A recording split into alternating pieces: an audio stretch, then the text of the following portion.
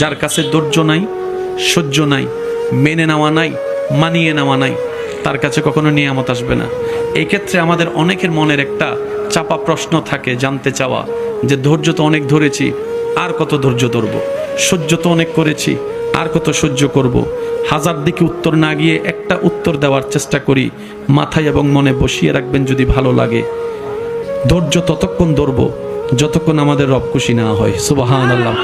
যতক্ষণ রব খুশি না হবে ততক্ষণ ধৈর্য, ততদিন ধৈর্য, তত মাস ধৈর্য, তত বছর ধৈর্য। কারণ আল্লাহ তাআলা জানেন কখন নিয়ামত দিলে আমাদের জন্য ভালো হবে, এটা আল্লাহই ভালো জানে। ওই হুকুম আসা পর্যন্ত অপেক্ষা করতে হবে, এটার নামই ধৈর্য। কোনো হা হুতাশ করা যাবে, আফসোস করা যাবে? আল্লাহ দিল আলহামদুলিল্লাহ, না দিল আলহামদুলিল্লাহ। সুখ আপনাকে খুঁজতে হবে না, দেখবেন সুখ আপনার ঘরে নিজে থেকে চলে আসবে। বলেন সুবহান।